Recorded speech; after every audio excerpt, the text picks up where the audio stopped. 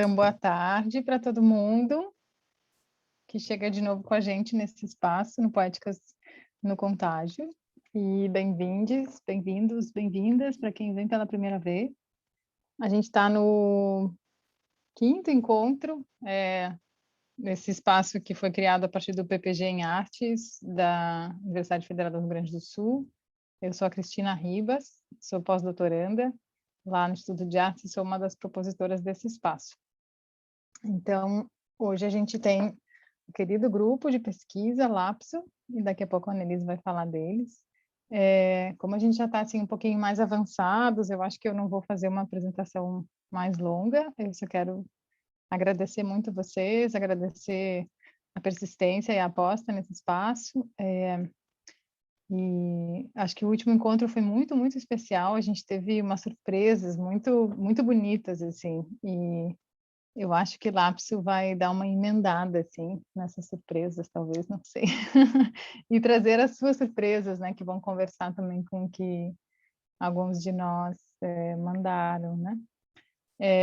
Então, esse espaço, ele vem trazendo, né, para quem está vindo pela primeira vez, trazendo convidados de distintas áreas, né, para a gente criar um espaço também para trocar sobre processos artísticos nesse contexto endêmico, pandêmico, sindêmico que a gente está vivendo. E a gente teria um encontro semana que vem com o Newton Goto, que é doutorando lá no PPG, só que a gente vai ter que remarcar para o dia 23. Então, eu queria aproveitar esse espaço já para passar esse recado. Ele está em processo de finalização de tese, está precisando daquele tempinho a mais, assim. Então, a princípio, na sexta que vem, a gente não tem um encontro, a gente tem um encontro, daí depois, no dia 23, seria o último encontro. A gente vai passar os links daqui a pouco do nosso Miro, nossa plataforma comum, assim, de registro. Não sei se todo mundo tem visto ou usado aquele espaço. É um espaço para a gente escrever, trocar algumas anotações, né, a partir desses encontros. E, infelizmente, os encontros anteriores ainda não estão no YouTube do PPG, mas eles vão estar muito em breve. E se alguém tem vontade de ver, é só pedir no e-mail que a gente manda o link no Drive, que aí já dá para ver, né? Dá para acompanhar. Então, acho que é isso. Agradeço muito. Vou passar a palavra para a Annelise. Oi, gente. Também queria dar as boas-vindas e as boas tardes para todos que estão por aí. É uma alegria estar juntos nessa sexta. Pegando a ponte da própria ponte, que é a Cristina, que também fez ponte comigo e com o Lapso, que foi esse grupo que eu tive a alegria de conhecer há pouco tempo e também participar de alguns encontros que têm acontecido. E também foi uma espécie de respiro, alegria, assim, poder estar um pouco em contato com tanto afeto e uma pesquisa que eu acho que é tão rica, assim, que tem sido bem importante. Tenho certeza que vai ser um encontro muito legal. E queria, então, falar um pouquinho, apresentar o Laboratório de Arte e Psicologia Social, essa proposta que a gente tem para essa tarde, então, que é para falar de imagens de uma pesquisa que me habita ou que nos habitam, que estão aí nesses entres todos. Então, uma proposta que também parte dessa articulação aí, né, com diversas linguagens artísticas, a gente está falando de artes visuais, de música, de teatro, de cinema, essas várias possibilidades e existências e criações todas que estão em devir aqui com a gente, e também com a psicologia social, um projeto que também busca, então, abrir condições de possibilidade para elaboração, para desenvolvimento e para divulgação de novas tecnologias sociais, né? Então, a ideia é construir oficinas, ateliê, espaços de criação, né? A ideia do Lapso, para realmente colocar, né, encharcados de uma prática de relações que envolvem processos de criação e também processos de subjetivação. Então, com muita generosidade, com muita riqueza, oferecer esse espaço acadêmico para oficinas e ateliês que já estão, né, constituídos por pesquisadores e estudantes diante de problemáticas em comum, né? E aí, com algumas problemáticas que também nos foram lançadas previamente, a gente vai falar um pouquinho dessa dinâmica, algumas das quais a gente também já pode apontar que tem a ver com o que seria um ato de criação, como ele se processa, como acontece, em que medida ele depende de um sujeito ou de uma sujeita criadora ou criadora, em que medida esse ato de criação subjetiva o sujeito que o executa, e o mais importante, como eles também assinalam, né, no texto de apresentação, que alguns de vocês possivelmente já tiveram contato, haveria mesmo um ato de criação agenciado pela subjetividade, ou todos os processos relacionados à subjetivação, bem como a criação, seriam disparados, como sugere a Annie Sauvagnat, por uma passividade constituinte. E aí, então, a gente tinha essa proposição, provocação, convite, né, a partir de experiências de respostas que poderiam ser lançadas, que vinham, né, a partir de algumas orientações, vou colocar assim, comandos, que era: entre os teus processos de criação e subjetivação, há uma nuvem. Toda essa ideia, eu acho que também de uma imagem, um pensamento muito bonita, assim, nesse convite bem aberto, bem livre e bem irresistível, eu acho também. Então, entre os teus processos de criação e subjetivação, há uma nuvem. Essa nuvem, quando bem carregada, dispara raios em agenciamento com a Terra e ou com outras nuvens. Compartilhem conosco uma imagem da sua nuvem, o verbo que define a ação do seu raio e a epígrafe desse espetáculo. Como a pesquisa se torna aquilo que ela é. Então, tinha um pouco dessas perguntas, né, que foram enviadas com um prazo anterior ali de fôlego para esses compartilhamentos que podiam ser feitos, então, dentro desse campo aí que eles lançavam para a gente. E aí a Cris falou da minha ideia de ovulatório, né, porque ela estava pensando no seminário, agora está super... Do ovulatório não, primeiro seminário, e aí tá todo mundo lançando esses webinar, não sei o que, eu falei para ela, não, chega de seminário, não vamos pro semi, vamos falar do ovulatório, essas coisas. Eu trabalho com muito, né, mulheres artistas, tenho muitas alunas, assim, estava propondo essa coisa mais cíclica de pensar germes de futuro, germes de vida, então por isso que eu também quis que a gente fizesse encontro com outras palavras, criar outros campos aí de significado, e tenho certeza que o que a gente vai gerar aqui também é muito vivo, assim, e germes de vida realmente. Então eu também queria estender esse agradecimento por vocês estarem aqui todos conosco, e então acho que agora eu podia passar a palavra para o Edio, que é talvez o coordenador, junto com o grupo, para contar um pouco do que vai acontecer por hoje.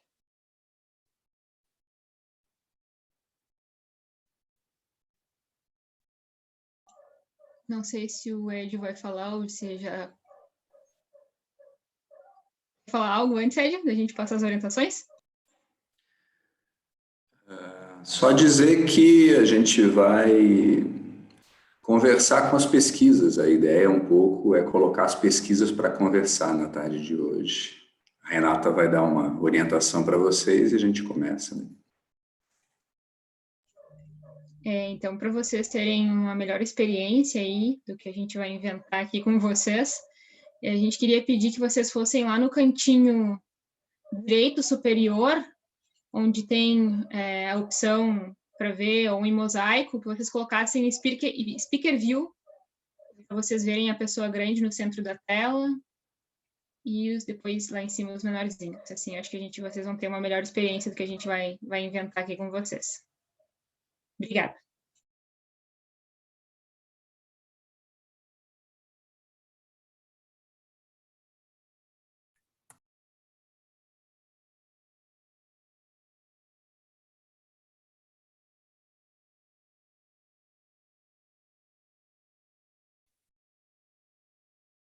Vocês estão me ouvindo direito? Ah, então, vou começar.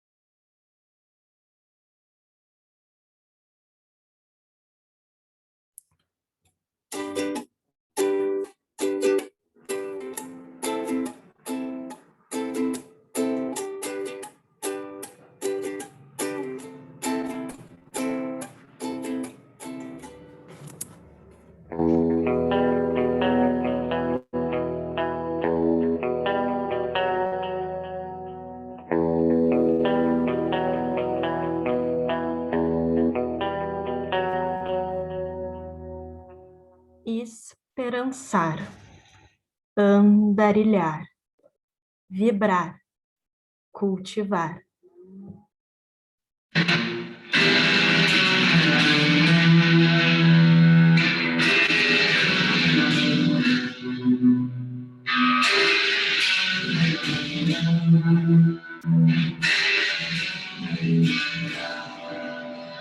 Transportar, colaborar, tocar, implicar.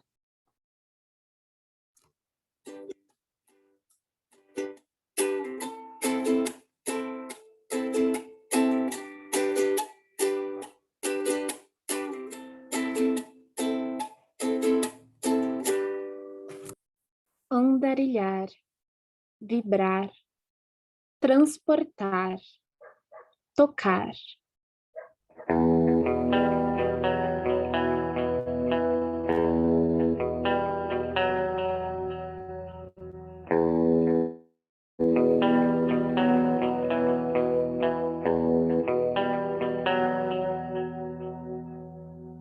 Esperançar, andarilhar, vibrar, cultivar, transportar, colaborar, tocar, implicar.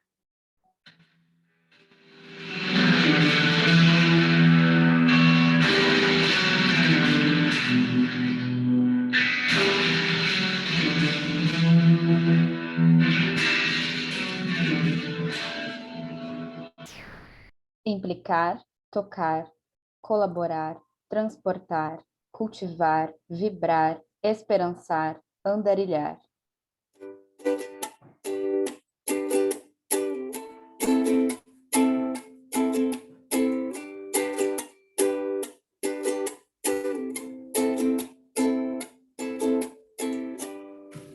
Transportar, colaborar, tocar, implicar, cultivar, vibrar, andarilhar, esperançar.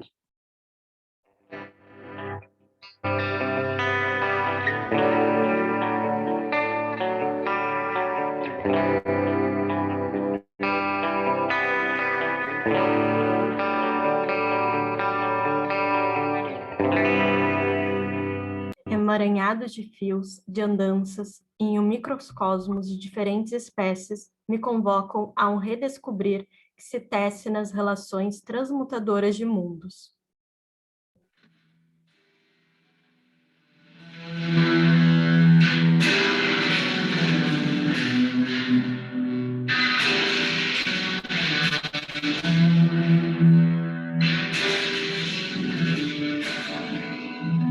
Um gesto, sim seja. E ele não quer ser só do meu corpo. Meu corpo quer observar gestos de outras pessoas. Quer entender que gestos meus serão possíveis a partir daqueles gestos. Que gestos produziremos juntos? O que querem dizer? O que parecem que dizem?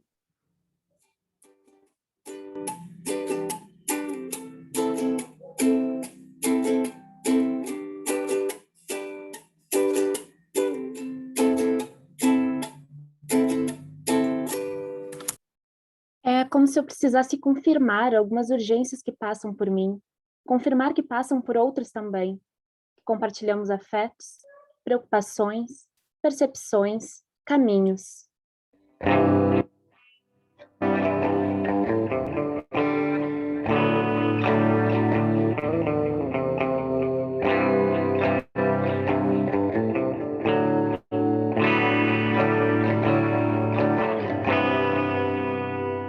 É como o desejo de fazer uma mancha de cor no papel e de logo intervir, sem que eu tenha total domínio do desenho.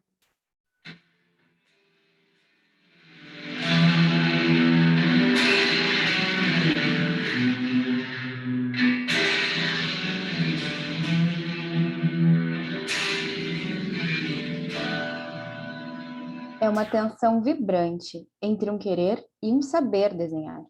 No encontro dos corpos, das pessoas, de suas urgências ou de seus silêncios, é como se fosse animar o contraste entre as manchas, dar às manchas outras formas.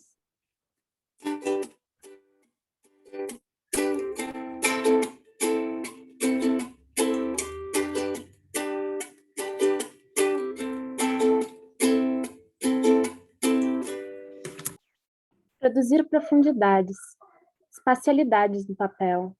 Isso é um desenho entre muitos. Esta não é uma história à parte.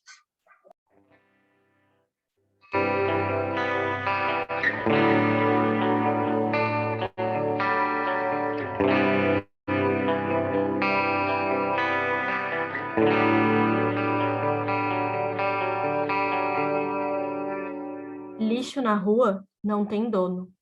Escolheram criar pontes entre lutos e lutas. É tempo de esperançar.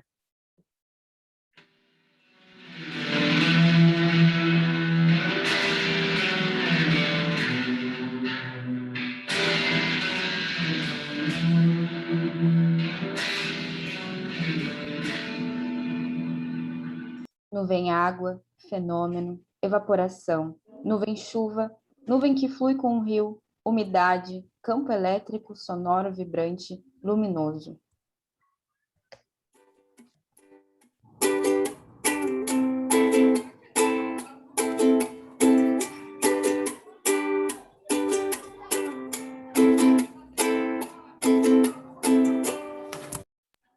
No moinho, quando penso em nuvem, penso em paina, que transporta a semente da paineira rosa.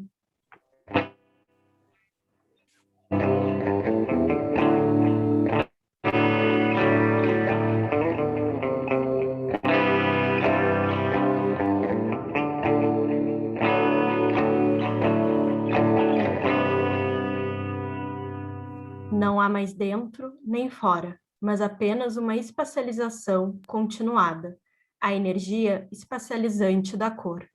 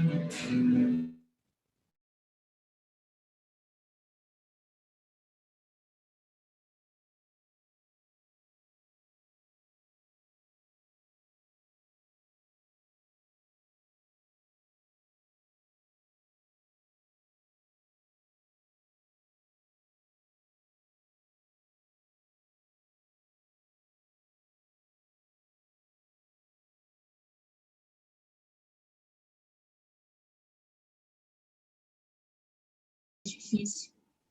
Vocês todas são tão geniais. Estou apaixonada pelos verbos, pelas imagens, pelas epígrafes de vocês. Implicar, andarilhar, inventar linhas de erro para lidar com as violências que me atravessam é o que eu tenho feito. Mas como contar? Como me fazer ver? Como me permitir aqui meu aparecimento? Como apresentar minhas vozes aos olhos musicais de vocês? A curadoria daria conta de fazer aparecer num único golpe a coleção de imagens que me compõe. Talvez seja Nietzsche, mais uma vez, quem pode me ajudar a sair da caverna pandêmica de Coronatustra para oferecer uma imagem praça pública virtual. Em sua derradeira obra, Ecce Homo, depois de uma visita ao poeta grego Píndaro, Nietzsche retorna com o famoso subtítulo: Como alguém se torna o que é? Ao ser colocada sob interrogação, a fórmula poética torna-te quem tu és faz aparecer os processos de subjetivação à medida que nos força a pensar. Como alguém se torna aquilo que é? Essa questão me pediu passagem em vários momentos. Cito alguns exemplos. Aqui, apareço como dissertação de mestrado, orientada por Luiz Orlandi no Núcleo de Subjetividade da PUC São Paulo. E aqui, financiada pela Lei Rouanet. São 2 cartografias sobre teatro. Nesses 2 trabalhos, tento mapear as linhas de força que compuseram as trupes em questão. Nessa época, eu me perguntava, como um grupo de teatro vem a ser o que o grupo de teatro é? Como uma trupe se torna isso que ela é? A mesma questão retorna quando tento dizer algo sobre a fotografia de Charles Stoic. Como uma imagem vem a ser isso que ela é? E mesmo em trabalhos radicalmente experimentais como os que realizei com o coletivo Profanações. Ou com adolescentes em cumprimento de medida socioeducativa. A problemática envolvendo a individuação parece sempre retornar nas latitudes e longitudes que habita. Isso também acontece com vocês? Vocês experimentam algum tipo de retorno nas questões que percorrem? Claro, eu já ia me esquecendo. A coisa toda se tornou efetivamente explícita quando apareci como pesquisa de doutorado. No programa de pós-graduação em psicologia na URGS, com orientação de Cleci Marasquim, essa questão encontrou condições de possibilidade para se colocar no seu modo mais perturbador. Como um adolescente em conflito com a lei veio a ser quem ele é? Como um infrator se torna um infrator? A psicologia social me ajuda, então, a compreender que ele não faz isso sozinho. Em que medida a classe social desse adolescente colaborou nesse processo? Em que medida a miséria produz adolescentes em conflito com a lei? Em que medida a cor da pele desse adolescente forçou esse rumo? Em que medida o racismo obriga alguém a infracionar? Em que medida a violência policial, a mesma que matou com 30 tiros de metralhadora o pai traficante e inventou este menino agora em cumprimento de medida socioeducativa? Quando consideramos esse conjunto de forças que levam esse adolescente a ser isso que ele é, ainda seria possível dizer que se trata de um adolescente em conflito com a lei? Ou seria, em boa medida, uma lei que estaria em conflito com este adolescente?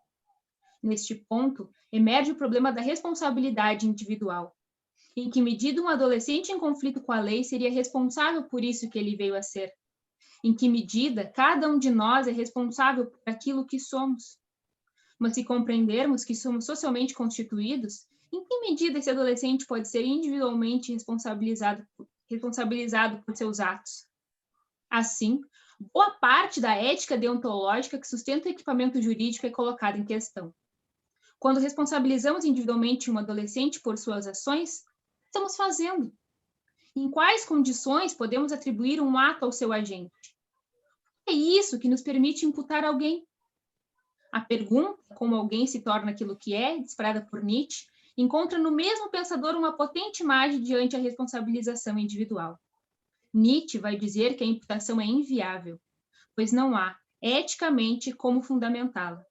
Ou seja, para o filósofo em questão, não existe legitimidade ético-filosófica para que alguém possa ser juridicamente responsabilizado.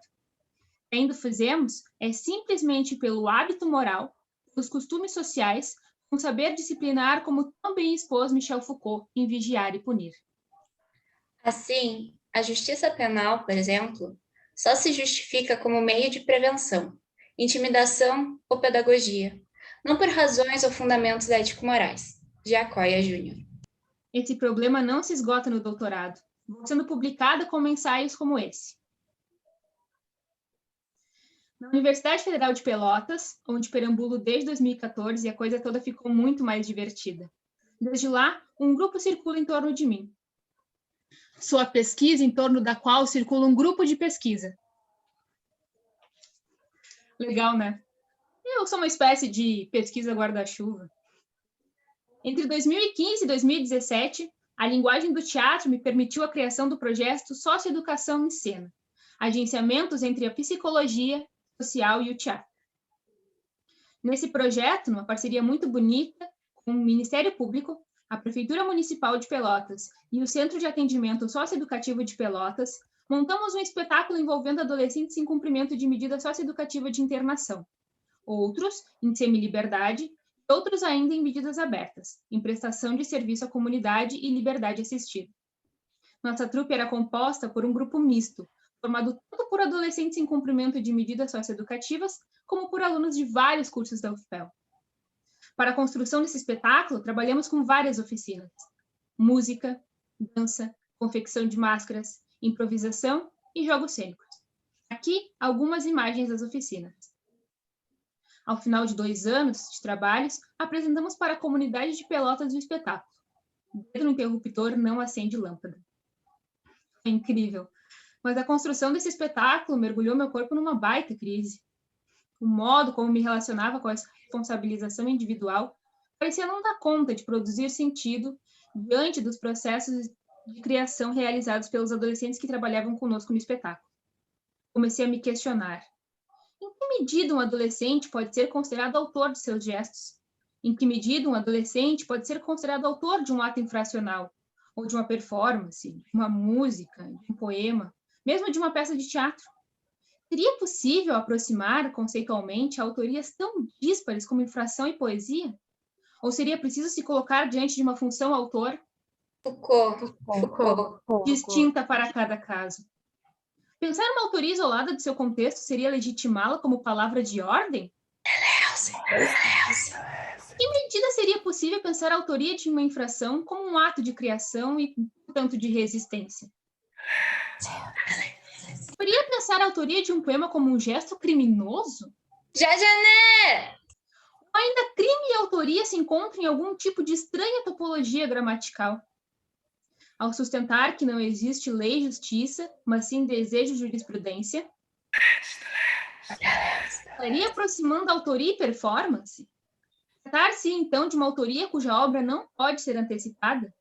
Um autor que não antecede sua própria obra? Basbaum. Estaríamos, então, em busca de uma autoria sem interioridade? Mas seria possível falar em nome próprio sem dizer eu ou mim? Confortim. O que aconteceria se falássemos em nome próprio sem remeter o olhar para dentro? Este nome próprio seria, então, ligado a uma linha de fuga da função autor.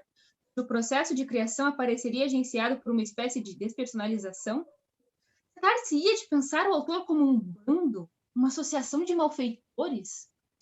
Achar, encontrar, roubar, ao invés de regular, reconhecer e julgar. Pois reconhecer é o contrário do encontro. Julgar é a profissão de muita gente, e não é uma boa profissão. Mas é também o uso que muitos fazem da escritura. Antes ser um bom varredor do que um juiz. Quanto mais alguém se enganou em sua vida, mais ele dá lições. A justiça, a justeza, são ideias ruins. Quando se chega a esse ponto, se está sozinho, mas se é também como uma associação de malfeitores. Não se é mais um autor. É-se um escritório de produção. Nunca se esteve mais povoado. Deleuze e Parnet. Compreendi, então, que não se tratava de abandonar o campo problemático aberto no doutorado, mas sim de aproveitá-lo para avançar sobre questões que vinham insistentemente me pedindo passagem devido aos seus agenciamentos com as artes. Mas como avançar? Diante do impasse, eu me apresento como projeto de pós-doutorado e com muita ousadia vou bater a porta de Anne Sauvarnagas. Para minha surpresa, ela se interessou pela minha história e me convida para uma estadia no seu laboratório na Université Paris-Nanterre. Entre setembro de 2018 e agosto de 2019, tive o privilégio de conhecer, mas mais que isso, de conviver com a ecologia das imagens. Nos tornamos amigas. Ela me contou como conheceu a Anne Sauvarnagas e como desde então elas vêm trabalhando juntas. Os seminários na Université Paris-Nanterre e no Instituto Nacional de História da Arte, o trabalho quase que diário na Biblioteca Nacional da França, o acesso às obras que eu não conhecia, me levou a perceber que o modo como eu estava me colocando diante o problema da autoria mantinha ainda em funcionamento uma velha máquina antropocêntrica. Apesar da crítica que eu conseguia colocar ao problema da subjetividade, o modo como vinha buscando avançar, através da noção de autoria, acabava sempre me lançando em busca de um nome próprio, algo específico do sujeito. Vivendo de outro modo, eu compreendia que a imagem do autor como origem da obra fazia parte de uma máquina platônico-patriarcal. Ainda assim, continuava me perguntando por que aquilo que seria próprio, característico, inerente na relação desse sujeito com o seu processo de criação. Percebia a obra como resultado de um agenciamento do autor com o mundo, mas supunha que no gesto desse autor havia algo de próprio, algo que pertencia a ele. O desvio da língua materna me ajudou a perceber o quanto a noção de propriedade privada estava me impedindo de avançar. Em francês, a palavra propre significa ao mesmo tempo limpo e próprio. A noção de autoria estava me colocando diante de processos de criação muito limpos, não contaminados, onde cada autor seria responsável pela sua obra, à medida que esta obra seria uma propriedade, seria sua e de mais ninguém. Em síntese, eu compreendia que os processos de subjetivação não eram limpos, que sim, uma subjetividade era sempre contaminação. Mas quando me colocava a pensar os processos de criação, a noção de autoria acabava me carregando para uma ideia de propriedade. Numa bela tarde, quando a Ecologia das Imagens e eu retornávamos de um seminário na Université Paris-Nanterre, em meio aos solavancos do trem, ela me disse: O processo de criação é privilégio humano. Você é tão bonita. Não entendo por que se veste com essas calças fenomenológicas. Nós rimos muito. Depois disso, eu comecei a olhar para as coisas de um outro modo. Afinal, criar não é privilégio humano. Se todos os seres vivos e mesmo os objetos técnicos criam, se um olho não possui nenhum privilégio espiritual como órgão de percepção em relação a uma câmera fotográfica, e as imagens, também elas, realizam processos de individuação, então todo o ato de criação parece habitar um agenciamento coletivo de anunciação. Não há nada de próprio, nada de limpo.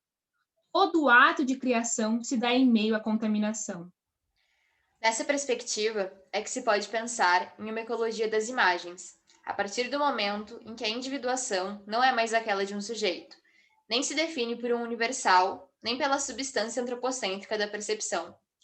Todas as imagens, do orgânico ao social, do vital ao técnico, devem ser entendidas sobre o plano ambiental, social e mental da ecologia. Isso implica em não assimilar ou hierarquizar o vital e o técnico como dois níveis ontológicos distintos. Em outras palavras, isso implica em uma não separação entre natureza e cultura, entre compreender as imagens como puras criações humanas ou obtendo sua existência na dependência da percepção humana. Bonita essa citação, né? É uma amiga que a Ecologia das Imagens e eu temos em comum. Ela se chama Escrever um Sopro em Papel de Água Viva, Imagem e Pintura em Clarice Lispector. Aqui vocês podem saber mais um pouco sobre ela. Em meio à convivência com essas amigas, passei a me questionar: o que seria um ato de criação? Como ele se processa? Como acontece? Em que medida ele depende de um sujeito criador? Em que medida o ato de criação subjetiva o sujeito que o executa? E o mais importante, haveria mesmo um ato de criação agenciado pela subjetividade ou todos os processos relacionados à subjetivação, bem como a criação, seriam disparados por uma espécie de passividade constituinte? Fui cadastrada na Biblioteca Nacional da França e passei a ter acesso a todo o acervo da filosofia. Ali, consegui acessar a obra completa de Anne Sylvanhaga. Foram vários meses de trabalho, onde percorri as paisagens deixadas por ela sobre processos de subjetivação e processos de criação. Para conversar sobre as questões levantadas nesse período, Anne, muito gentilmente, nos concedeu a entrevista que traduzimos e publicamos nesta revista. De volta ao Brasil, venho trabalhando em alguns desdobramentos dessas questões. Bastante inspirada pela obra de Anne, me cadastrei na UFPEL como Deleuze e Arte, agenciamentos com a psicologia social. Aqui, 2 ensaios sobre processos de criação. E aqui, a tradução do primeiro capítulo de Deleuze e l'Art. Em parceria com algumas amigas das artes aqui da UFPEL, constituímos o LAPSO, Laboratório de Arte e Psicologia Social. Ano passado, nos divertimos muito com um projeto que teve quase 3.000 inscrições. E o Deleuze e Modos de Usar, sobre destruições e invenções de mundos.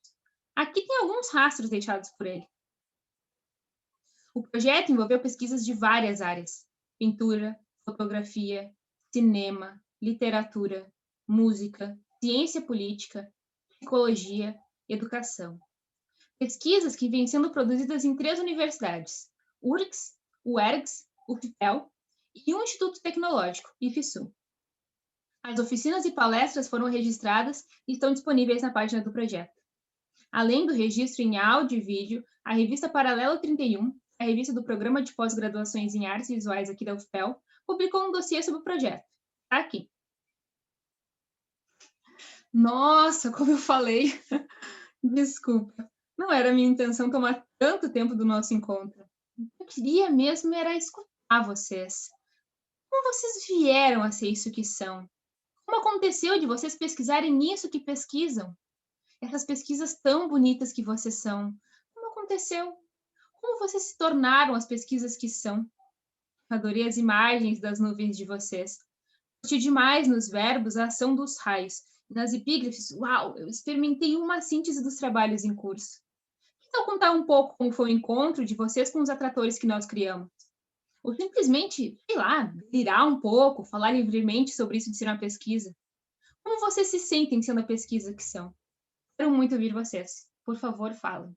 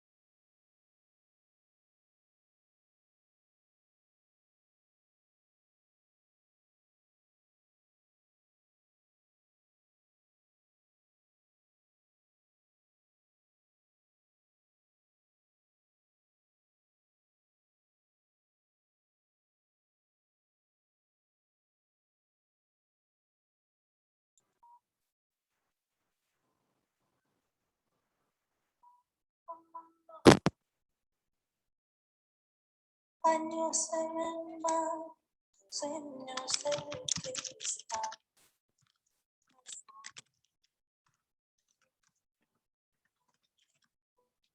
12 años más, 10 trozos de papel pasado para amarme.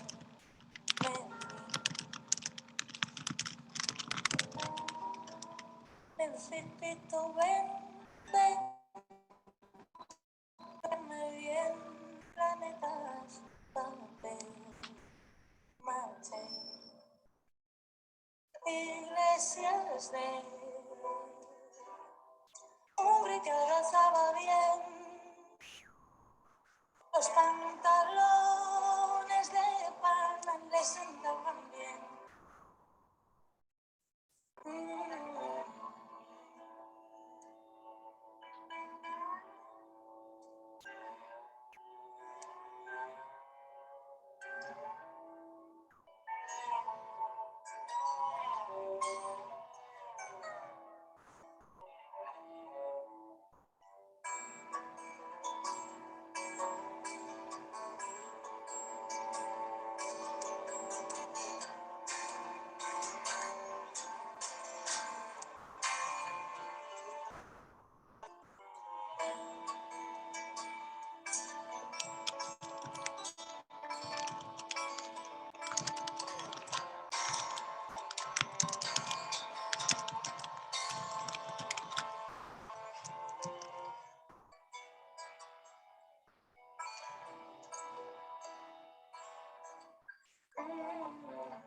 Hermosísima, en la ficha los girasoles me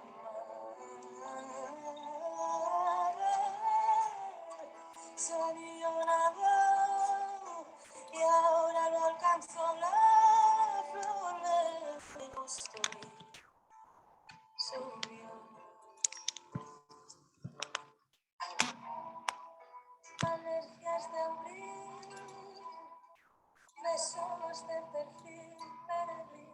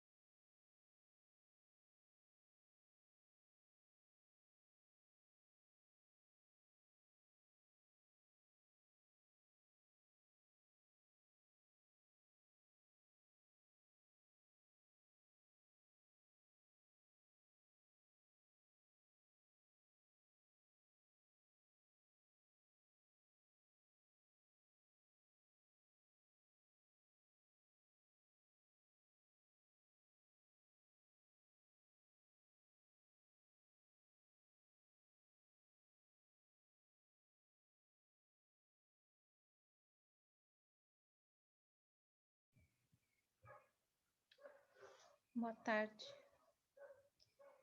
Eu queria agradecer pelo silêncio. Foi diferente dos outros espaços que eu frequento, assim, para ouvir as pessoas falarem, trocar conhecimentos. Geralmente as pessoas abrem para fala e já tem muitas perguntas, muitos posicionamentos. Nunca tinha passado por uma experiência assim. E abrir espaço para fala, pelo que eu entendi, e as pessoas se reservarem ao silêncio. Foi um tempo para pensar nas tantas coisas que vieram, assim, né? E nesse convite a se apresentar enquanto pesquisa e começar as trocas, né? E fico pensando, assim, também se é isso, né? Se é de troca,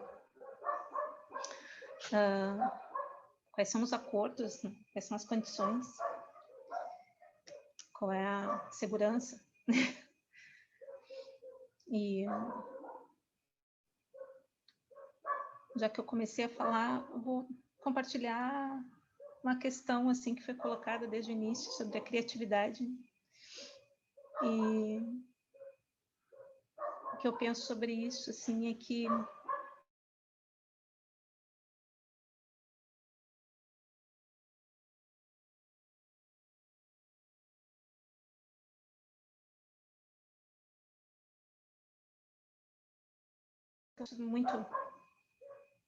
desde muito cedo, assim, como forma de sobreviver aos ambientes, assim, tal. E quando eu comecei a trabalhar com arte, eu comecei a perceber o quanto, acho que isso foi colocado em algum momento, assim, né? O quanto se mistura, assim, enquanto a minha vida poderia ser um ato criativo ou considerada arte, né? De alguma perspectiva, assim. Mas quando eu comecei a me aproximar mais, assim, de um universo mais artístico, onde a criatividade é praticamente exigida, assim, né? Como uma forma de trabalhar, né? De se colocar em prática, né? No fazer artístico. Eu não estava tão, assim, percebendo algumas questões relacionadas à coletividade, né? Como hoje, mais idade, percebo, assim.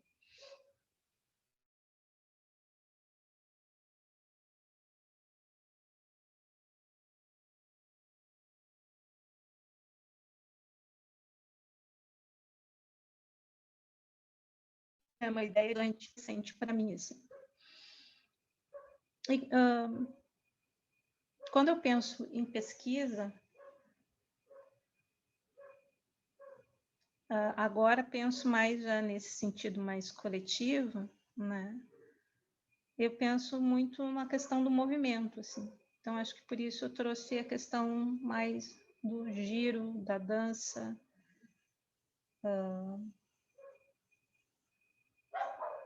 Porque a pesquisa tem isso, né? Ela te coloca no mapa, um certo território, assim, mas ela também faz um movimento contrário, né? Ela também pode te desterritorializar de outros espaços, de outras experiências, assim, né? Então, por isso a dança, e o se manter sempre num movimento, né? Para não cair nesse sedentarismo, né? Nessa fixação, assim, né? Que acaba fechando, assim, um pouco a dimensão, né? Coisa que o giro não faz. O giro te coloca numa vertigem onde tu é obrigado a olhar para várias direções ao mesmo tempo, né? E a dança faz isso com o corpo também, né? Tu muda muito as perspectivas todas sensoriais, né? Então, apesar de eu já não ser mais tão bailarina como antigamente, eu penso muito na dança como uma forma de pesquisar e de pensar mesmo. Acho que era isso, gente.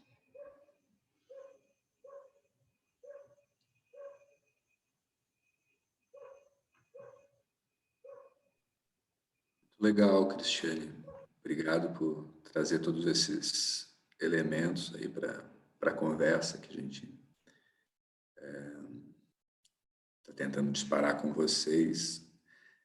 Obrigado por esse esforço para romper aí a barreira do silêncio. O primeiro movimento é sempre um movimento mais difícil, né?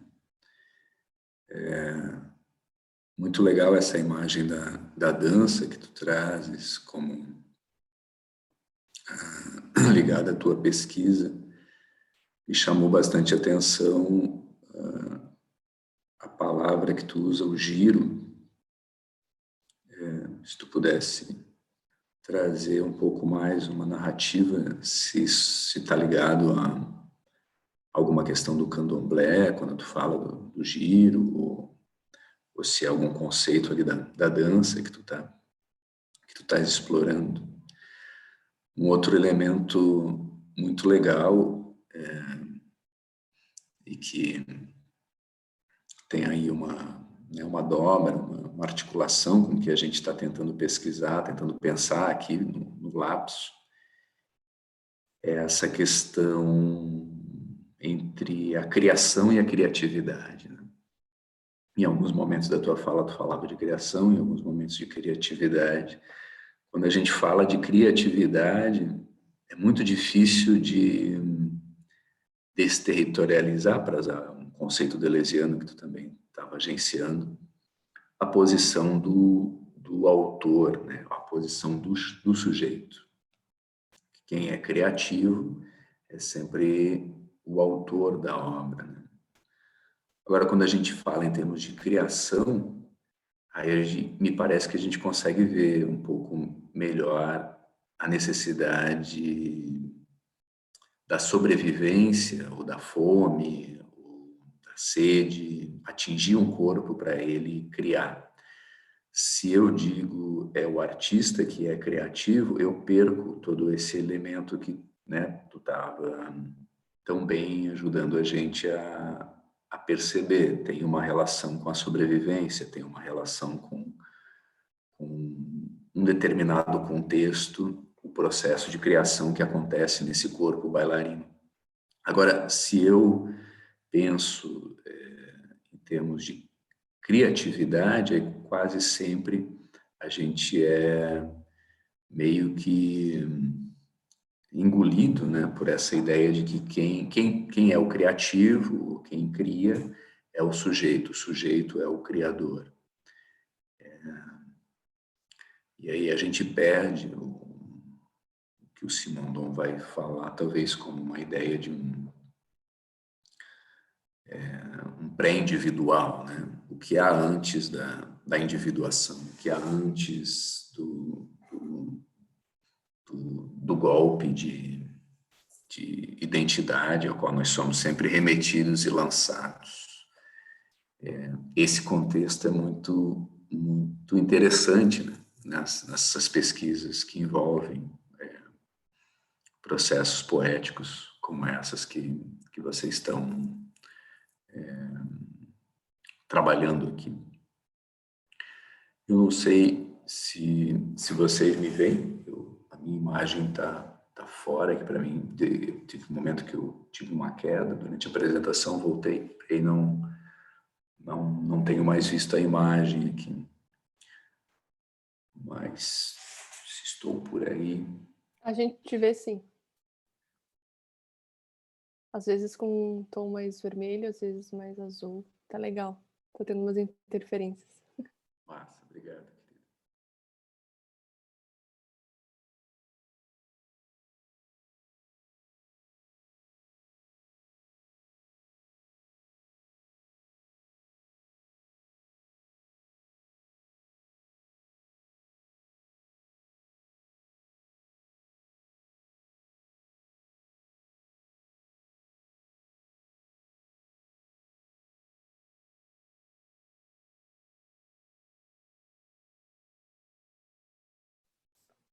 Acho que sai e volta, Cris, não dá pra te ouvir. Nada, zero.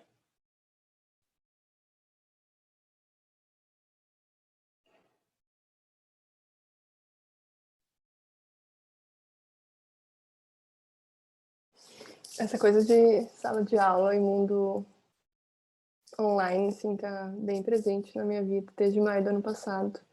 E é engraçado porque, né, faz mais de um ano e tem coisas que ainda nos causam um certo estranhamento, assim, por exemplo, esse silêncio que a gente experienciou juntos. E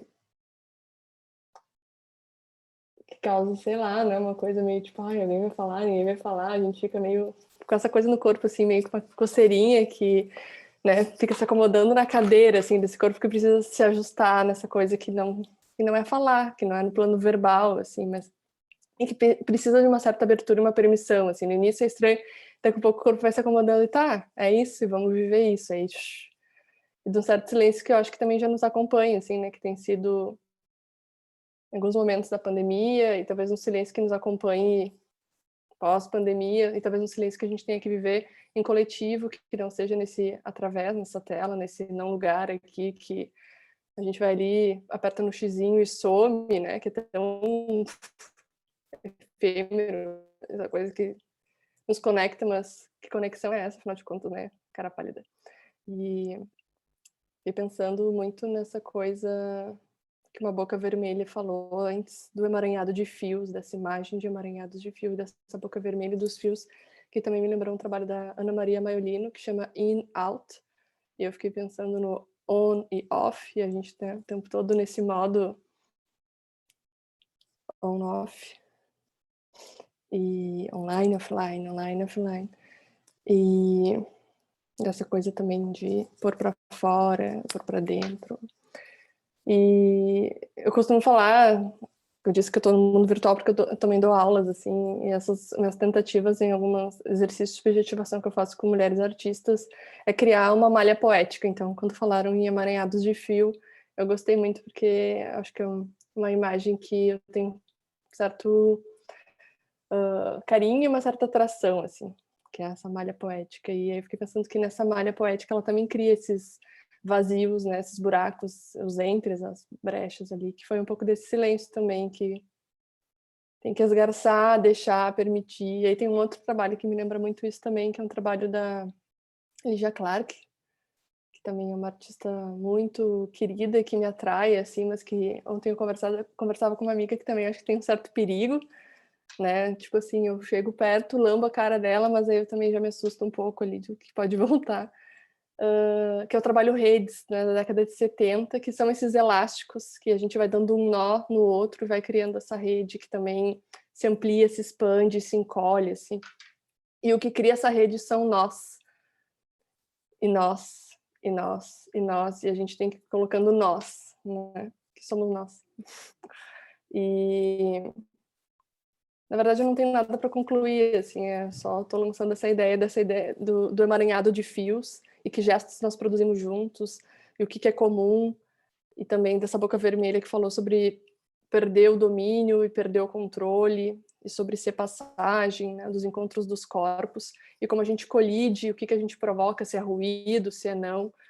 E também só tô uma coisa meio in-out, assim. Dentro ou fora. Ah, falaram disso também no Dentro ou Fora. E também é um trabalho da Lygia Clark, que tem o antes ou depois. Tá, parei.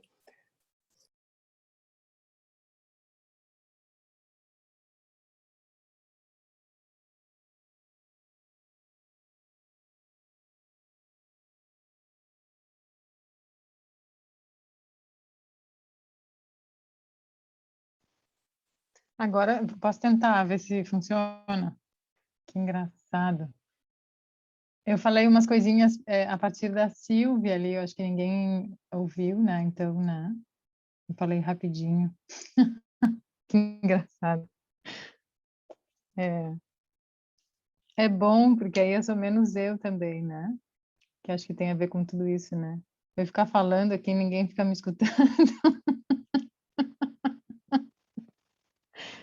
Tem um certo abandono de si que é interessante de experimentar, que acho que a gente...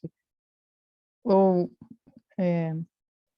um abandono de uma certa forma, né? De pensar esse si mesmo, né? E eu achei tão gostoso escutar o som daquele... Não era um cavaquinho, não sei qual era, ou era um violão pequenininho. Que instrumento é Ukulele. aquele? Ah, um Ukulele. ukulele. O ukulele chegava e tirava a gente de uma certa suspense e relançava assim. Tum! Olha lá, vai começar de novo. E eu achei isso tão interessante. Era como se ao mesmo tempo ele incomodasse, porque ele estava tirando as coisas de um certo lugar, que as coisas estavam ficando assim. E ele incomodava e ele relançava. Eu fiquei com essa impressão de que era uma espécie de um ritornelo divertido, assim, né? Que vinha desestabilizar e deixar aquela cena se instalar de novo, né? E foi tão gostoso escutar, e aí essa dúvida também de não saber de quem que eles estão falando, como é que é isso, né? Quantos desejos, nossa, quantos desejos. É tão interessante isso, né? Nessa escuta da gente mesmo e de repente tem um encontro ali, né? Com as palavras que alguns de nós que a gente mandou, né? Para o lápis. Então, acho que foi tão divertido, assim. E aí, eu acho que em um momento, esse meu eu se incomodou com uma suave surpresa de pensar que de repente tinha uma frase que eu não tinha colocado. E aí eu falei assim, que ótima essa frase que eu não tinha colocado. Daí eu fiquei, será que essa frase era de outra pessoa? Porque quando os e-mails chegavam, né, com as respostas, eu encaminhava. Então, às vezes eu conseguia parar, ler e tal, às vezes não, era mais automático. Aí eu achei tão divertido isso também, de uma conversa que vai conversar com o autor que há em mim, assim, né? Com a autora, atriz que não é atriz, que não é artista, que não é, enfim, né? Que também é e não é pesquisadora, né? Achei isso um jogo tão suave, tão interessante, né? De desestabilizar e de sacudir, né? E ao mesmo tempo também dava vontade de que as guitarras também pudessem arrebentar mais com o espaço, né? Não sei como é que vocês sentiram isso, assim. Porque ao mesmo tempo que o ukulele tinha esse tom mais de relançar, que era um relançar mais suave, jovem, assim, aí a guitarra vinha também meio num tom meio trágico, né? Não sei como é que vocês sentiram. E o pessoal que respondeu também, né? Eu falando por mim, Cristina, pesquisadora, assim, eu queria agradecer vocês. Eu acho que surge um espaço, acho que vocês inauguram um espaço para a gente olhar, assim, né, com uma generosidade, né, para os processos de pesquisa,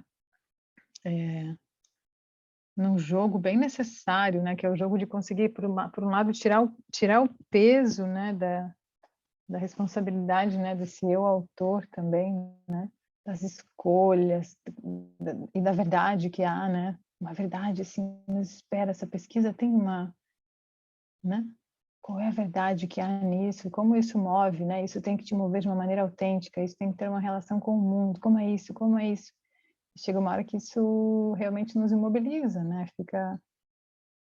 então talvez um pedaço do silêncio que venha também esse silêncio de uma observação, né? Não sei como é que é para vocês, mas de uma observação generosa desse espaço, né? Que eu acho que Lapso inaugura com a gente aqui, né? De olhar para as nossas pesquisas e entender, né? Vários pontos, né? De abertura ou de tensão ou de porosidade, né? Com os processos que encontramos por aí, que nos habitam, né? E que nos movem, né?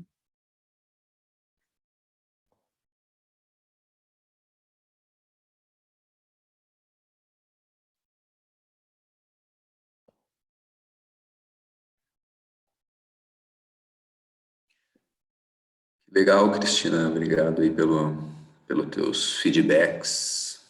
É legal escutar uma outra pessoa falando de uma composição que a gente faz, né, que sempre tem uma leitura de algo que a gente nunca leu, nunca viu, nunca imaginou, essa relação com o ukulele, com as guitarras, estava trazendo, o embaralhado das frases, tudo para nós era uma questão rítmica, assim, de colocar dentro de alguns tempos, né, e essas marcações, como que elas vão inventando paisagens, né? Para quem tá curtindo, tá se relacionando com essa partitura. E o silêncio, né, que já apareceu nas 3 falas. A gente imaginava que criaria esse lapso entre a apresentação e as falas de vocês, que demoraria um pouco para engrenar, porque é um pedido desconcertante, né? Esse de não falar em nome próprio. Quando alguém vem e nos pede, isso é uma coisa complicada de fazer, né? Se a gente está todo mundo, sei lá, fazendo um exercício físico, estamos ali num jogo cênico, e aí a gente tenta a partir de um corpo bastante aquecido, encontrar uma narrativa que não seja essa narrativa em primeira pessoa, que a gente está acostumado, viciado, que esses processos identitários jogam sempre a gente a fazer, é um pouco mais fácil, mas se a gente está nessa posição contemplativa, né, escutando alguém sentados, tranquilos, como geralmente acontece nos espaços acadêmicos, e alguém nos pede, não fale em nome próprio, agora fale do lugar da sua pesquisa. A pesquisa que você está realizando é o que você é nesse momento. Apresente uma narrativa a partir dessa posição. Isso é completamente desterritorializador, né? Mas acho que tu sacou bem assim a brincadeira, que é um pouco colocar a gente nessa posição, né? Que pesquisa é essa que está me pedindo passagem? Acho que a Cristiane antes falava, né, nesse verbo, assim, que para mim foi um verbo super importante durante a minha pesquisa de mestrado, o verbo sobreviver. Né? Então, eu venho de uma família muito humilde, tá? Sempre ralei muito, e a dissertação de mestrado, ela tinha uma relação, para mim, violenta com essa ideia da sobrevivência, do sobreviver. Então, falar desse lugar, né? Desse lugar da sobrevivência, tem muitas coisas aí. Tem muitas paisagens, né? Quando a gente começa a narrar, a gente compreende essa rede complexa, esse rizoma, essas linhas de força que são efetivamente o que fazem a nossa pesquisa funcionar. Né? Essas linhas vêm, nos tomam, nos atravessam, nos violentam, e é a partir disso que a gente escreve, é a partir disso que a gente cria, é a partir disso que a gente produz. Uma sacada que eu acho genial no Nietzsche, a filosofia do Deleuze, quando ele vai dizer que o método do Nietzsche não é a genealogia, mas sim o que ele chama de método de dramatização. E aí, para o Deleuze, o Nietzsche sempre coloca essa pergunta, né? O que quer? O que quer em mim? E é sempre algo que quer em mim. Há sempre um conceito querendo algo em mim, há sempre uma uma necessidade de sobreviver, querendo algo em mim, há sempre uma imagem querendo algo em mim, há sempre algo querendo em mim. Só que a gente confunde isso, a gente acha que somos nós que queremos. E quando eu acho que sou eu artista, ou eu psicólogo, ou eu pensador, ou eu escritor, aí a coisa fica narcísica, boba e dentro, sempre engessado dentro desse joguinho do eu, mim, ou, né, umas tradições que a gente tem na psicologia, a gente vai para uma psicanálise mais guaraná de rolha, assim, mais tradicional, que vai sempre estar pensando esses cruzamentos edipianos, né, que o Deleuze e o Guattari tanto criticam. A gente sempre cai nessa triangulação, mamãe, bebê, mamãe, papai, filhinho, e é sempre um jogo do dentro para fora. A gente perde toda essa complexidade, né, do fora dentro, das malhas, das linhas que nos povoam, desses mundos que nos pedem passagem. E acho que era um pouco essa a provocação, assim, da gente conseguir situar a pesquisa que nós estamos fazendo a partir disso que quer em nós, o que diabos é isso que quer em mim. Por que eu pesquiso isso? É por conta desse verbo? É o sobreviver que me pede passagem? O que tem aqui, né? Que linhas de força são essas que me fazem agir? Que linhas de força são essas que me põem a criar? No momento que eu saco elas, aqui eu estou na cartografia. Né? Isso é uma cartografia, eu acho, assim, sacar essas linhas de força, mapear essas linhas de força. Né?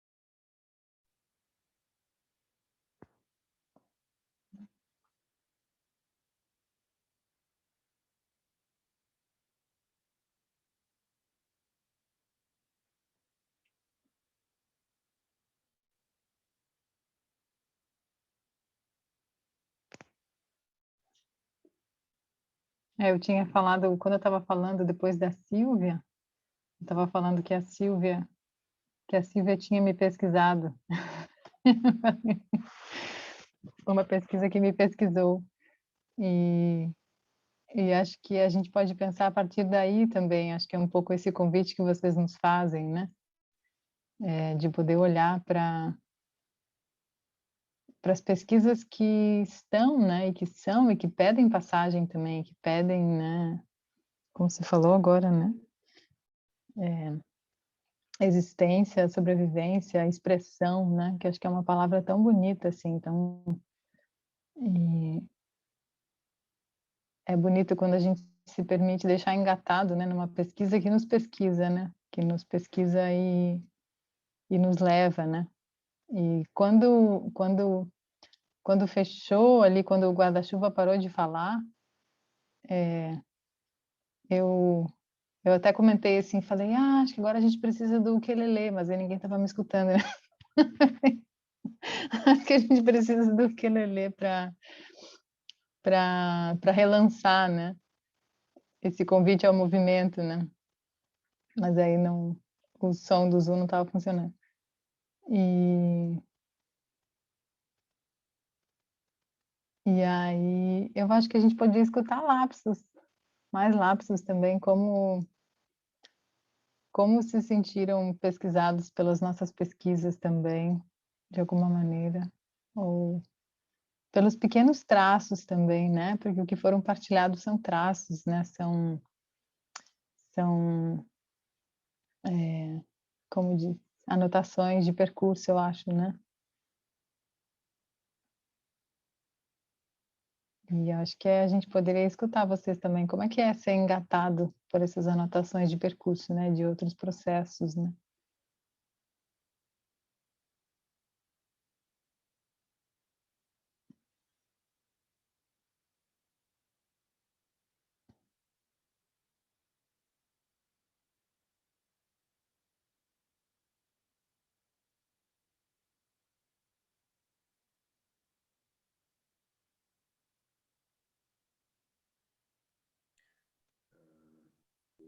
Vou iniciar, mas legal se a gurizada toda quiser comentar um pouco como foi a experiência. Eu curto muito esse jogo com o fragmento. Acho que no fragmento tem elementos muito potentes, né, diante de um processo. A gente usou uma partitura que a gente tinha elementos já de uma outra apresentação, né? Então, quando vieram as imagens de vocês, os verbos, as epígrafes, a gente fez um jogo quase como de um quebra-cabeça, assim. A gente foi encaixando esses fragmentos dentro dessa partitura que já tinha uma linha de constituição e ela foi tomando forma. Aí a gente foi brincando com as músicas, com as falas. De repente apareceu essa ideia do Beckett. Não sei se vocês conhecem esse experimento da boca do Beckett. E aí a gente curtiu muito, ficamos alucinando com essa ideia dessas bocas que ficariam ali, né, fazendo esses ritornelos. Num determinado momento a gente ficou um pouco preocupado, porque eram só 4 verbos, né, que vieram, aí a gente fez esses ritornelos, a gente agrupou eles, né, então ficou uma sequência, as primeiras 3 variações eram só os 4 verbos, aí depois uma segunda variação com 8, né, eles eram duplicados ali. E as epígrafes, a gente curtiu muito uma brincadeira em alguns momentos de deixar elas como elas vieram, e em outros momentos de aluciná-las, né? De engatar uma epígrafe em outra, de compor uma espécie de uma outra, a partir de 2 fragmentos, compor uma terceira composição. A gente ficou brincando e um pouco era um jogo assim com o tempo mesmo, era um tempo meio matemático. Então, quando a epígrafe ela era muito curta, por exemplo, a gente compunha ela com outras frases e formava outras narrativas, né? Outras constelações. E foi muito legal, foi um processo super intenso, eu não sei se Cristina comentou com todos vocês aí do grupo, mas o Lapso atualmente é um grupo da graduação em psicologia, né? Nós não temos aqui no grupo atualmente ninguém da pós-graduação, é o pessoal que está fazendo uma graduação em psicologia. Então, é uma experiência muito rica e muito potente para todo o pessoal que está participando.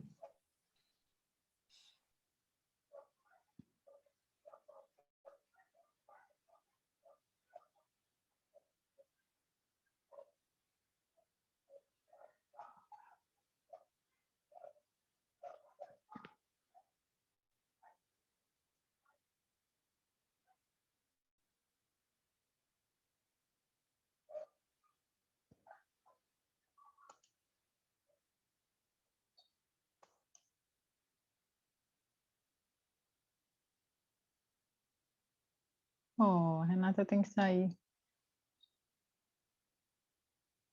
Obrigada, Renata. Vai.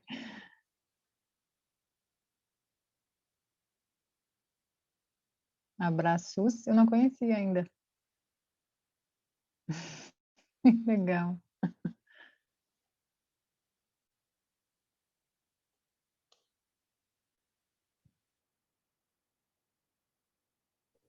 Vocês me ouvem? Uhum. Tá, que a minha internet está bem ruim, eu deixei a câmera desligada. Mas eu queria só fazer um breve comentário, assim, que me senti muito acolhida pelas falas, porque refletiu um pouco da minha experiência, sabe, ao longo da vida. A primeira pessoa que falou, eu não lembro, acho que foi a Cristiane, não sei se estou falando o nome da pessoa errada, se foi outra pessoa, mas ela comentou da questão da dança, e eu, desde pequena, eu tenho uma trajetória no balé, e algo que no momento eu não estou mais praticando, né, pela função da vida acadêmica, não tenho tempo, mas é algo que eu carrego comigo, assim, sabe, tenho uma saudade muito grande, assim. E aí, conforme ela foi falando, eu fui meio que lembrando, assim, da minha infância, das minhas experiências. E, ao mesmo tempo, vocês comentaram, né, sobre algumas obras de arte e esse universo, né, das artes em si. E eu também tenho uma primeira formação em artes, então também foi um momento bem nostálgico, assim. Parece que tudo ia ao encontro das minhas memórias, das minhas lembranças. E aí eu só queria fazer esse comentário que pensando em pesquisa, né? A gente está nesse momento aqui tentando pensar as pesquisas, compartilhar pesquisas, e eu vejo muito a pesquisa com a nossa cara, sabe? Com as nossas memórias, com quem a gente é. E eu tento trazer isso para as coisas que eu faço, tanto é que na psicologia, quem me conhece sabe que eu sempre tento carregar um pouco da arte para os meus trabalhos, enfim. E eu me senti muito contemplada, assim, sabe? Foi um espaço muito gostoso para mim. A experiência, a vivência me trouxe memórias muito afetuosas e eu só queria agradecer e compartilhar mesmo. Muito obrigada.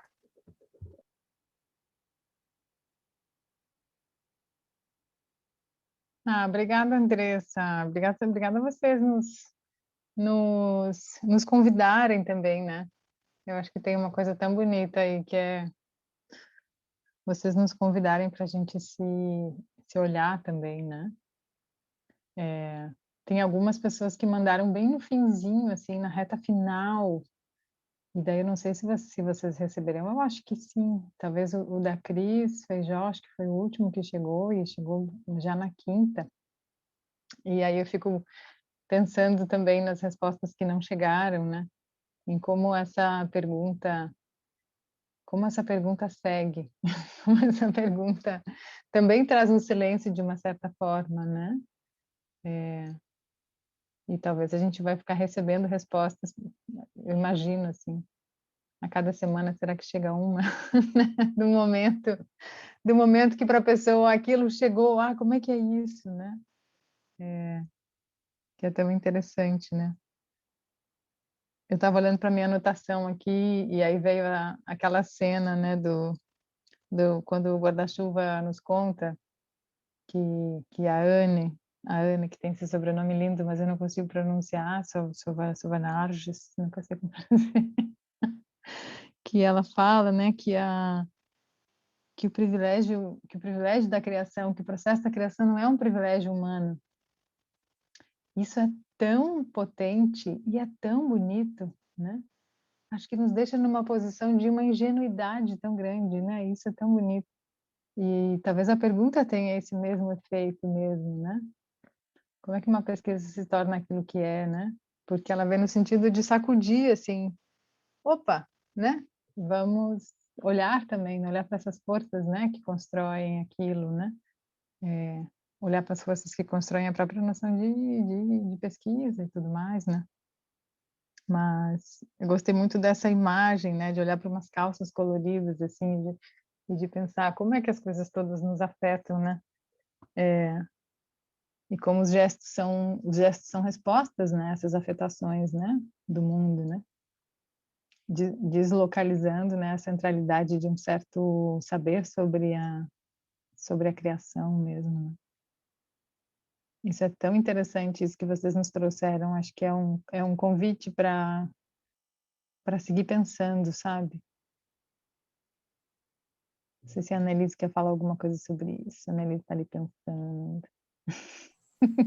Estou pensando também, estou vendo minhas anotações, mas eu também anotei muito isso, assim. E aí eu fiquei transformando, né, para fazer uma teia nesse campo que fica como uma coisa, uma obra, etc, etc, etc, se torna aquilo que é. Assim.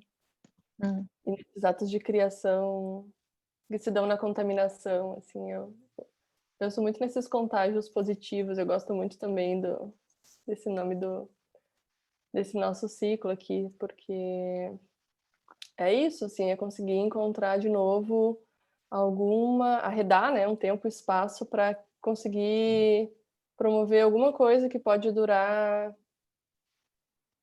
o tempo de um ukulele tocar, de um silêncio, de um insightzinho, que às vezes é bem isso, assim, né, de um lapso. E que já transporta para um outro estado, assim, dessas possibilidades todas também, assim, um outro tipo de contágio que a gente super precisa, não sei se é bem essa palavra, mas também é uma que me vem. Assim. Acho que a Ana Goldenstein falou, né, na semana passada, para quem estava, me ajudem a lembrar como é que ela construiu isso, assim. Mas essa ideia de que mesmo que estejamos, né, no território das artes, né, que não está dado que esse espaço é o espaço de uma emergência da criação, né, ou nesse sentido de uma obra, né. Como é que isso funciona, né? Acho que como é que uma obra se torna aquilo que ela é, né? É uma pergunta generosa que acho que a gente tem que fazer no campo da arte também. Eu fico muito pensando, eu anotei aqui também do lado dessa, tipo, o que está em obra numa obra de arte, sabe? Ela está sempre em obra, com esses outros encontros que estão sempre sendo agenciados, assim, está sempre obrando. Isso também eu acho muito bonito.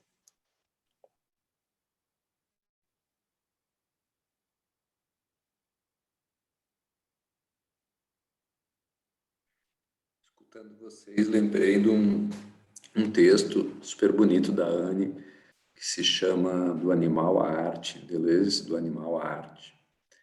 E ela faz uma tensão, né, com essa linha de criação não antropocêntrica. Ela vai pensar a ideia da toca, assim, que todo animal precisa criar um lugar para sobreviver, para habitar, para lidar com as intempéries, para ficar bem. Né? Todo bicho cria um ninho, cria uma toca, cria um lugar para se relacionar com o mundo. E ela faz esse agenciamento dessa criação da toca com que a gente, né, a nossa espécie, chama de arte. Então, é como se a gente precisasse produzir sentido diante o caos que a vida nos apresenta, diante as intempéries mais caóticas, não só chuva, sal, mas também não só chuva, sol e as outras intempéries tradicionais, mas se a gente pensa o caos que é a nossa relação com a própria linguagem, né? Com a necessidade da gente criar sentido diante isso que nós temos diante de uma relação com a finitude, que para outras espécies não é tão trágico, né? Então, a arte possibilitaria um tipo de toca ou a criação de um lugar que nos dá sentido, que nos dá referência, que nos dá possibilidade de sobreviver diante dessa tragédia existencial que a nossa espécie se encontra. É uma ideia que me parece muito interessante e que está muito mais perto de uma etiologia, né, do que de uma antropologia, de um antropocentrismo, onde somos nós apenas que criamos. E um outro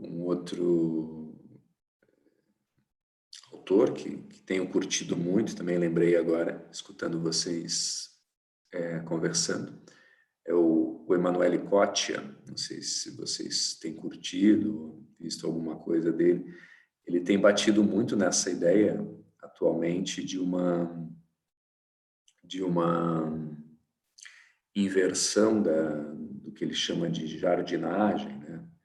Que não seria a nossa espécie. Nós não somos os jardineiros do mundo, apesar que a gente se considera aqueles que fazem o controle, a jardinagem da floresta, das plantas. A gente imagina que a gente organiza, né, as coisas nesse sentido. Mas daí ele mostra em termos temporais, né, a nossa espécie está aí há 300 mil anos e as árvores, por exemplo, estão há 300 milhões, né, de anos. Então, esse marco temporal, essa diferença de tempo, leva ele a concluir que as plantas são os nossos jardineiros, né? Elas criaram condições de possibilidade para a nossa espécie emergir. Se não houvessem as plantas antes de nós, não haveria atmosfera, não haveria oxigênio, não haveria nenhuma possibilidade de sobrevivência aqui. Então, se há alguém, ou se há uma espécie que jardiniza outras, seria ela, né? As plantas, as árvores, que estariam nessa posição do jardineiro que a gente acha que a gente é do mundo. É também uma ideia muito interessante e muito potente para a gente pensar esse lugar que é quase um vício, né, antropocêntrico que a gente costuma recorrer para pensar tanto a nossa relação com o mundo, a nossa ética com o mundo, o nosso julgamento dos outros e os nossos processos de criação. Tudo de uma certa forma se alimenta por esse jogo, né, de controle, de submissão. A gente submete, né, as outras pessoas ou a tecnologia, como vai dizer o Simondon, a um regime quase que escravocrata, né? O Simondon faz essa comparação, assim, a gente atualmente pensa as tecnologias do mesmo modo como a gente pensava a escravidão quando ela era possível, né? Antes de ser uma complicação, uma proibição, né, um corte, o pensamento escravocrata escravizava pessoas. Atualmente ele continua funcionando, vai dizer o Simondon, mas ele funciona não só nos racismos que temos né, com várias pessoas, mas funciona na relação que a gente tem com o mundo. Aí ele usa a tecnologia para falar disso. A gente pensa a tecnologia de um modo sempre utilitário, sempre de um modo de submeter algo ao nosso controle. A gente tem essa impressão, né? Nós estamos no centro do mundo e a gente controla tudo e a todos. E quando um Kotia vem e diz, não, calma aí, as árvores são elas que são os nossos jardineiros, elas que criaram a atmosfera e composição de mundo para que a gente pudesse emergir. Algo sai do território comum, né? Cria-se um silêncio como esse que a gente experimentou aqui e é preciso lidar com essa desterritorialização, né? A gente tem que inventar um novo sentido. Mas então, o que fazer com isso? Como compor?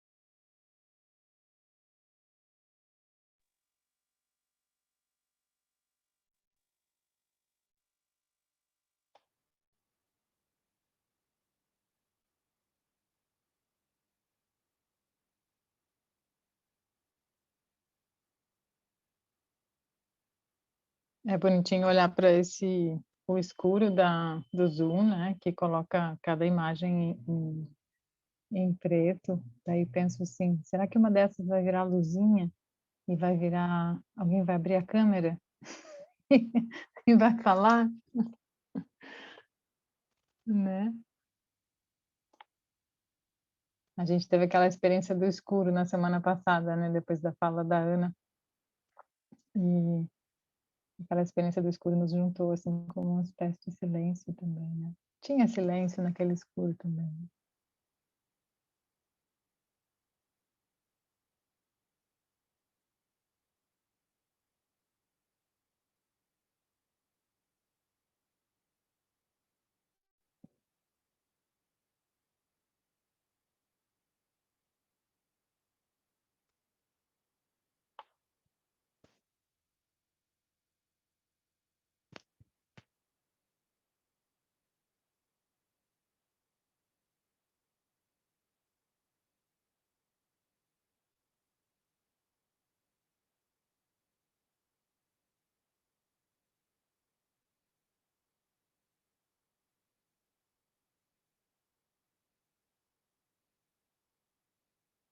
A gente fez uma experiência de bocas, depois eu posso compartilhar com vocês.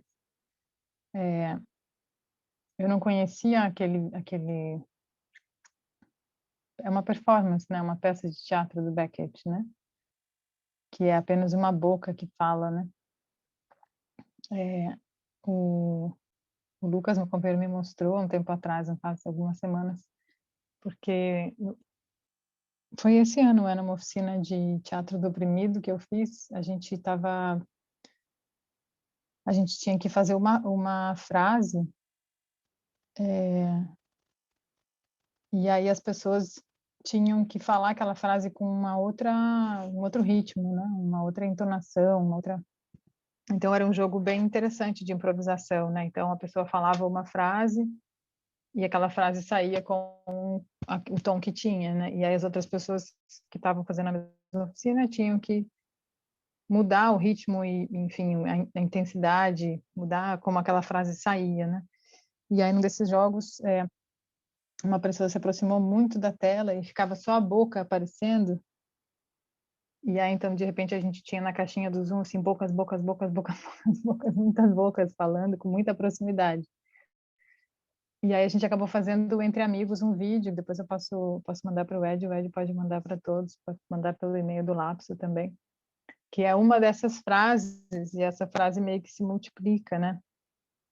Em outros enunciados também, as pessoas foram, digamos, diversificando, alterando, falando como quisessem, né? Um enunciado principal, assim, digamos, enunciado convite, né? E foi uma coisa tão bonita apareceu aí, que é a coisa da boca mesmo, né? Do corpo e da boca, que é algo que a gente não está mais vendo, né? Nas ruas, quando a gente sai nas ruas. E a boca se torna esse acesso a uma intimidade gigantesca com o corpo das outras pessoas, né? E eu achei muito bonito isso que vocês trouxeram também, esses recortes do corpo, né? O do instrumento e da boca, né? Essa boca, esse pedaço de corpo que aparece, que já não precisa mais ser um pedaço de corpo, né, da pessoa com nome, mas é um pedaço de corpo, ainda mais, claro, na brincadeira que vocês fizeram, né, né, da proposição de que a gente trouxesse, né, as nossas epígrafes, nossas imagens a partir das nossas pesquisas, né, já acirrando aí bastante um jogo, né, do impessoal e tudo, né. Eu achei tão bonito essa imagem dessas bocas que apareceram, que são um acesso a um universo bastante íntimo, né? Bastante pessoal. É um traço, é um traço da pessoalidade de cada um de nós, né?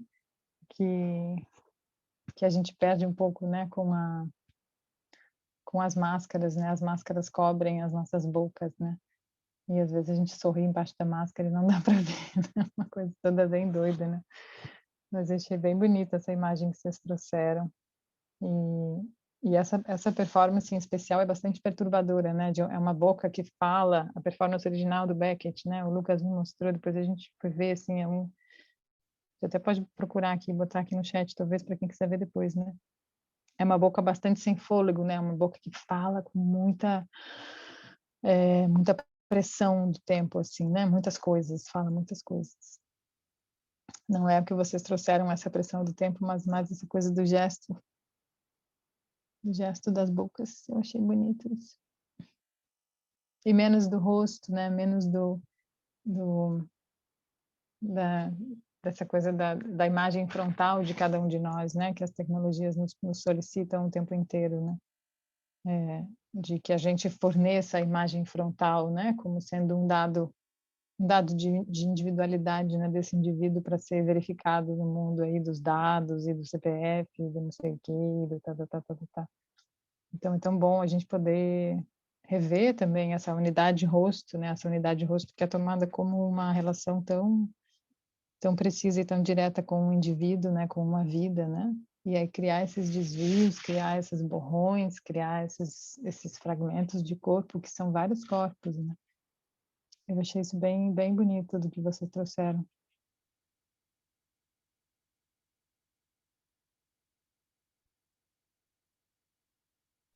Que legal, Cristina. Fico bem contente.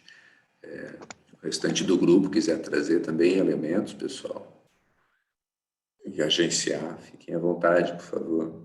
Estou respondendo enquanto, sei lá, professor, fica esse papel, né, meio de coordenador do grupo, mas seria legal as outras pessoas também agenciarem, né, a partir do que tu tá trazendo.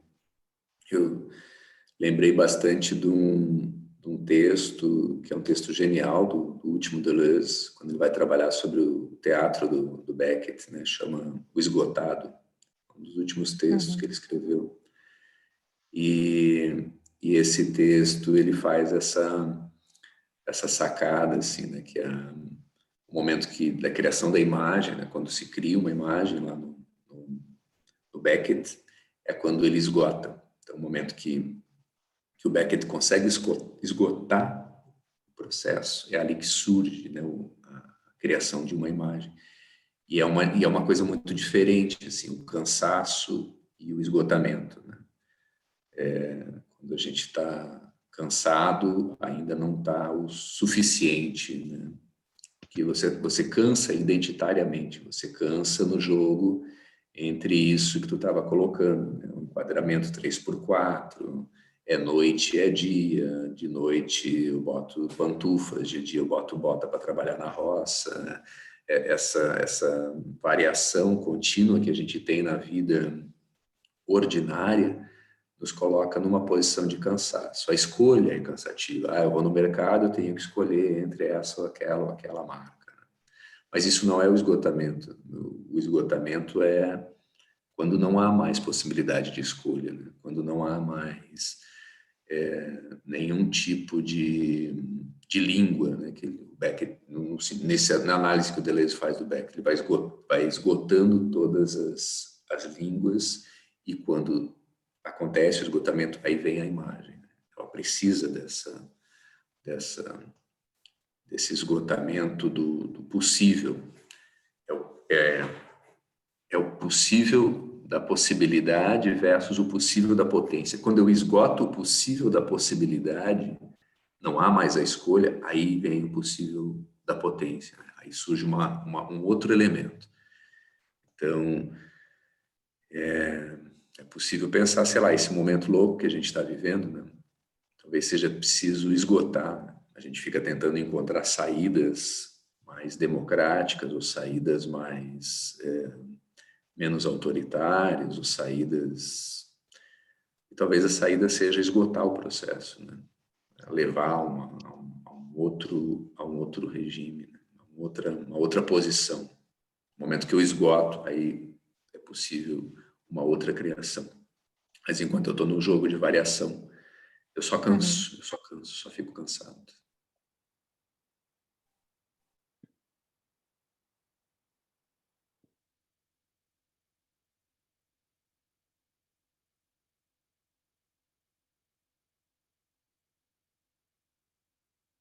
A Cristiane escreveu aqui no chat, eu vou ler, tá? Ela falou assim: as múltiplas aberturas e possibilidades após a exaustão. Na dança ou no teatro mais grotowskiano, isso é o caminho da presença. Maravilhoso. Acho que é bem por aí. Sempre pensei essa relação do Grotowski com o esgotado no Deleuze. Acho que é bem por aí, né? O autor só começa a produzir quando ele está exausto, completamente exausto. Eu tinha uma amiga minha, que era bem grotowskiana, a Patrícia Arruda. Ela, quando eu ia apresentar um espetáculo, ela começava o ensaio com os atores dela 8 horas da manhã. A apresentação era às 10 da noite. Ela passava o dia. Ela levava aquilo é o último, as consequências. Assim. A gurizada estava completamente esgotada. Daí ia pensar.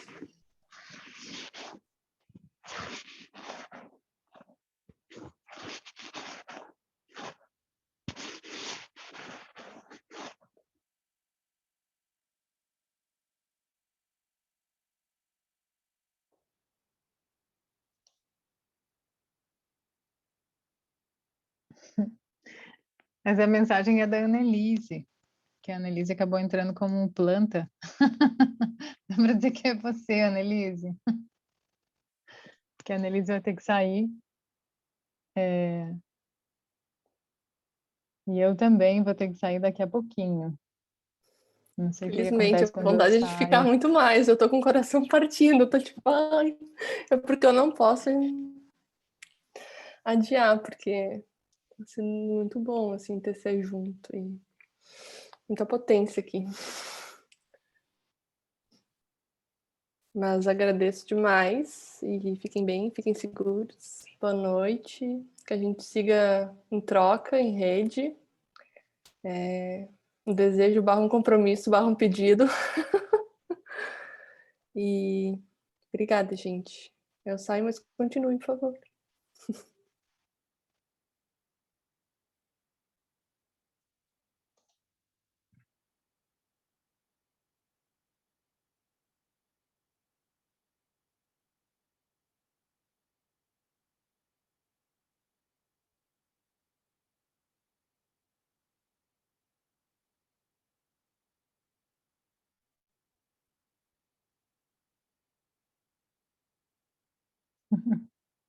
Agora a Orlane está escrevendo aqui.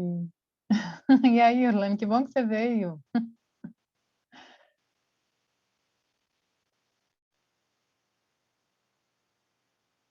Cada matéria tem o seu tempo também, né? A Orlane está escrevendo ali sobre o tempo da argila, né? Que ela tem que obedecer o tempo da argila, tanto na coleta como na modelagem e na queima.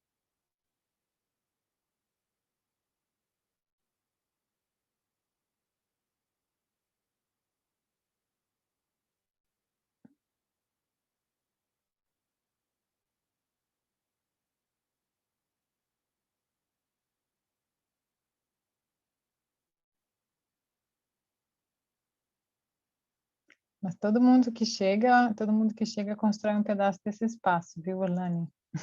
Eu sei que é difícil quando a gente chega essa sensação do depois, né? Cada um que chega faz um pedaço, que esse espaço não está dado também, né?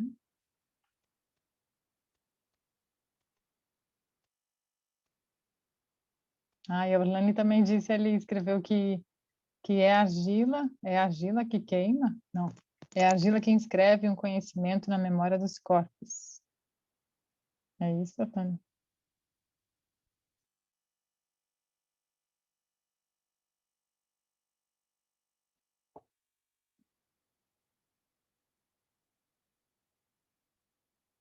Pessoal, eu acho que talvez a gente pode ir suavemente fechando esse espaço. Como vocês se sentem? Eu não sei se alguém quer falar, quer fazer um gesto, uma música.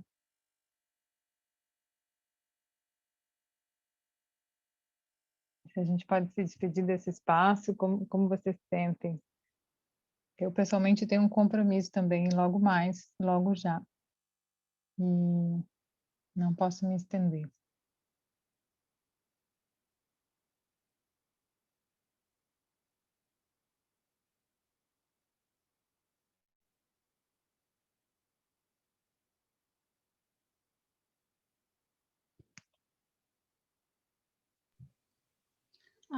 Por mim, também já vou me despedindo, né? Acho que parece que vocês também já estão pensando em encerrar.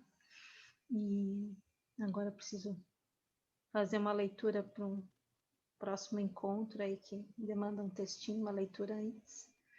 Então já vou agradecendo e me despedindo. Foi muito bom nos 2 momentos que eu tive nesse encontro, né, que me chamou muita atenção pelo nome também. E acho que ficam muitas questões aí mesmo reverberando. Muito bom. Obrigada, Cris. Que bom que você veio de novo. A gente vai ter mais um, né? Sem ser na próxima, na outra. E é isso. Então tá. Vou ver se eu consigo participar. Abraço a todos. Boa noite. Abraços.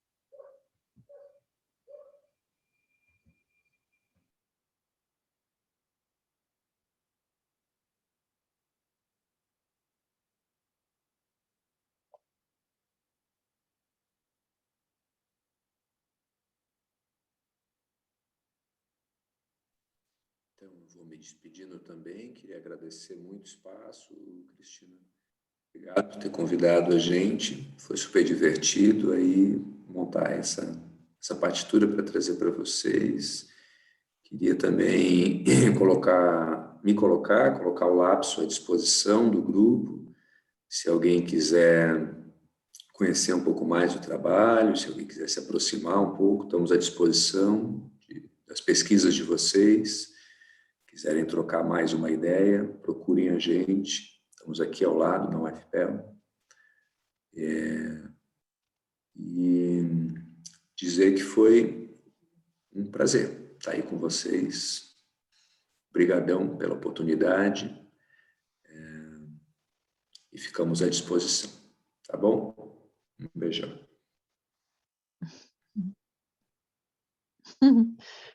Obrigada, Ed. Obrigada a todo mundo. Nós somos vizinhos, né? Estamos perto. Eu acho que quando eu e a Annelise hoje a gente abriu com uma naturalidade, assim, né? De estar encontrando o Lapso de novo, como a gente encontrou brevemente em alguns momentos, né? Que são bem recentes, assim, nos últimos meses, né? E a gente fica muito feliz de receber vocês aqui, né, no nosso ambiente, espaço, a partir, né, do PPG, e desejamos encontrar no futuro também para seguir trocando, né? Muito obrigada. Se vocês quiserem, se o pessoal do Lapso quiser, a gente pode avisar, informar também dos outros espaços que se criam a partir do PPG, que a gente também fica desejosos de criar, né, de que eles existam, né? A gente, pelo que eu saiba, não há tantos grupos de pesquisa abertos assim, né, como o Lapso, né, que vocês abriram para 10 participantes externos, né? Pelo que eu saiba, o Instituto de Artes, o PPG, não tem iniciativas que funcionam dessa forma, né? Então, mas o que a gente puder trocar com vocês desses espaços, a gente vai partilhar.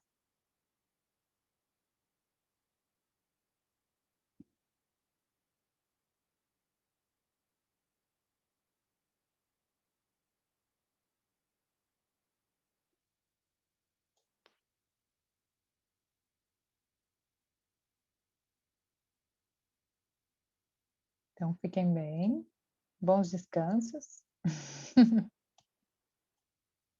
e boas composições por aí. Bem curiosa de saber o que mais Lapso compõe juntos, né? Obrigada a todo mundo que está aí, que veio. Logo mais a gente se encontra de novo.